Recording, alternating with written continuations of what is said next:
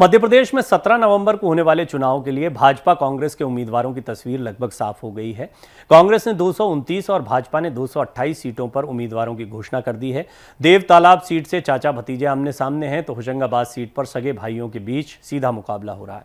5 ऐसी सीटें जहां सबसे रोचक मुकाबले होने जा रहे हैं। किसी सीट पर भाई भाई, किसी पर चाचा भतीजे तो किसी सीट पर समधी समधन आमने सामने हैं। इन 5 सीटों में से 4 पर भाजपा का कब्जा है और 1 सीट पर कांग्रेस का। यहां कोई भी जीते विधायकी परिवार के पास रहेगी। इन 5 सीटों के कैंडिडेट्स की बातें और उनकी चुनावी तैयारियों के बारे में आपको बताते हैं। भाजपा ने 5 बार के विधायक डॉक्टर सीतासरन शर्मा को टिकट दिया है। सीतासरन पहली बार 1990 में विधायक बने थे। इसके बाद 1993 और 1998 का चुनाव भी जीते। अभी 2013 से लगातार विधायक हैं। साल 2014 से 2019 तक विधानसभा अध्यक्ष भी रहे हैं। कांग्रेस ने इस सीट से सीतासरन के सगे भाई गिरिजाशंकर को पहले ही टिकट देकर मुकाबले को रोचक बना दिया। गिरिजाशंकर साल 2003 से 2013 तक भाजपा के टिकट पर भी विधायक रह चुके हैं। जनसंघ के समय से भाजपा में रहे हैं। करीब 45 साल भाजपा में रहने के बाद 10 सितंबर को कांग्रेस ज्वाइन कर ली थी। भाई के खिलाफ चुनाव लड़ने की बात पर गिरिजाशंकर ने कहा कि चुनाव को लेकर मेरी पूरी तैयारी है। हाईकमान ने टिकट घोषित होने से पहले ही मुझे आगाह कर दिया था। भाजपा मेरे भाई के नाम की घोषणा पहले कर देती तो मैं चुनाव नहीं लड़ता। कांग्रेस ने मुझे पहले ही टिकट दे दिया था, अब पीछे भी नहीं हटूंगा, पार्टी को जीत दिलाऊंगा। वहीं सीतासरन ने अपने भाई के खिलाफ चुनाव लड़ने वाले सवाल पर कहा, मुकाबला खड़ा होगा, वैसे ही होगा जैसा चुनाव में होता है। पार्टी ने भरोसा जताया तो पूरी ताकत के साथ चुनाव लड़ूंगा। यहां किसी व्यक्ति विशेष की लड़ाई नहीं है, विचारधारा की लड़ाई है। भाजपा ने 3 बार के विधायक और वर्तमान में विधानसभा अध्यक्ष गिरीश गौतम को टिकट दिया है। गिरीश गौतम भी 2008 से लगातार विधायक रहे हैं। पिछली बार देव तालाब सीट पर भाजपा कांग्रेस के बीच कांटे की टक्कर हुई थी। गिरीश गौतम बीएसपी की सीमा सिंह सेंगर से 1080 वोटों से चुनाव जीते थे। कांग्रेस की विद्यावती पटेल को 22% वोट मिले थे। गिरीश 2008 और 2013 का चुनाव करीब 3000 वोट के ही मार्जिन से जीते थे। इस बार कांग्रेस ने इस सीट पर गिरीश के भतीजे पद्मेश गौतम को टिकट देकर मामले को रोचक बना दिया है। इस बार भी इस सीट पर भाजपा कांग्रेस का सीधा मुकाबला देखने को मिल सकता है। पद्मेश अपने चाचा गिरीश को कड़ी टक्कर दे सकते हैं। पद्मेश कांग्रेस में युवा नेता के तौर पर उभर कर सामने आए हैं। 2020 के निकाय चुनाव में जिला पंचायत का चुनाव भी जीते थे। उन्होंने गिरीश के बेटे राहुल गौतम को चुनाव हराया था। यही वजह रही कि कांग्रेस ने उन्हें टिकट दिया है। सागर जैन बाहुल्य सीट है। इस सीट पर साल 1985 यानी पिछले 38 साल से जैन प्रत्याशी ही चुनाव जीतते आ रहे हैं। भाजपा ने 3 बार के विधायक शैलेंद्र जैन को टिकट दिया है। शैलेंद्र को चौथी बार मैदान में उतारा गया। तो वहीं कांग्रेस ने इस सीट पर शैलेंद्र से छोटे भाई सुनील की पत्नी निधि को टिकट देकर मुकाबले को रोचक बना दिया। निधि साल 2020 के नगरीय चुनाव में महापौर का चुनाव लड़ चुकी हैं। निधि भाजपा की संगीता तिवारी से 12,665 वोटों से हार गई थी। अपने जेठ के खिलाफ चुनाव लड़ने के सवाल पर निधि का कहना है कि परिवार और राजनीति अलग अलग है।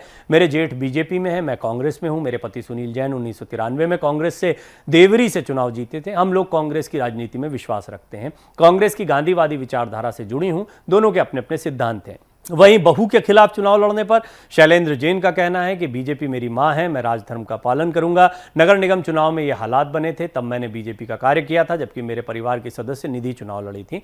मेरे लिए बीजेपी ही सर्वोपरि है। पिछले 15 सालों में सागर शहर का विकास ही मेरी जीत का आधार बनेगा। एक और दिलचस्प सीट है हरदा जिले की टिमरनी सीट पर भाजपा ने विधायक संजय शाह को टिकट दिया है। संजय टिमरनी विधानसभा सीट से 2008 से लगातार 3 बार के विधायक हैं। कांग्रेस ने सीट पर संजय के भतीजे अभिजीत को दोबारा मैदान में उतार दिया है। यहां पिछली बार भी मुकाबला रोचक था, टाइट फाइट हुई थी। भतीजा अपने चाचा से महज 2213 वोटों के अंतर से हारा था। मकराई राजघराने के वंशज चाचा भतीजे की ये जोड़ी दूसरी बार आमने सामने है। बडरा से भाजपा ने साल 2020 में कांग्रेस छोड़कर आई इमरती देवी को टिकट दिया था। इमरती 2008 में पहली बार विधायक बनी। साल 2020 तक डबरा से कांग्रेस की टिकट पर लगातार 3 बार विधायक रहीं। साल 2020 के उपचुनाव में भाजपा के टिकट पर चुनाव लड़ी। कांग्रेस ने इमरती के खिलाफ उनके समधी और वर्तमान विधायक सुरेश राजे को टिकट दिया है। इमरती सुरेश राजे से चुनाव हार गई थी। सुरेश पहले भाजपा में हुआ करते थे, तब इमरती कांग्रेस में थी। इमरती के भाजपा में आते ही सुरेश कांग्रेस में शामिल हो गए थे। ऐसा तीसरी बार है जब इमरती और उनके समधी चुनाव में आमने सामने होंगे। साल 2013 में सुरेश भाजपा के टिकट पर इमरती के खिलाफ लड़े थे। इसके बाद 2020 के उपचुनाव में एक बार फिर दोनों आमने सामने आ गए। दोनों एक दूसरे के धुर विरोधी माने जाते हैं, इसलिए मुकाबला रोचक होने वाला है। दरअसल सुरेश के भाई के बेटे मनीष की शादी इमरती के भाई की बेटी प्रतिभा से हुई है। इसके बाद ही दोनों समधी समधन कहलाए। हालांकि इमरती सुरेश को अपना समधी मानने से साफ इनकार करते हैं, जबकि सुरेश स्वीकारते हैं कि वो इमरती के समधी हैं। लेकिन राजनीतिक जलन के चलते उन्होंने एक दूसरे से रिश्ते खराब कर लिए हैं। दोनों का नाम एक दूसरे के खिलाफ षड्यंत्रों में भी आता रहता है। बहुत ही दिलचस्प होती है यह राजनीति। राजनीति में एक ही परिवार के लोग होते हैं। अब उदाहरण के लिए अगर हम राजनीति के बड़े परिवारों की बात करें तो गांधी परिवार है, उसमें हम दो धड़े देखते हैं। एक धड़ा जो है वो बीजेपी के साथ है, मेनका गांधी, उनके पुत्र वरुण गांधी।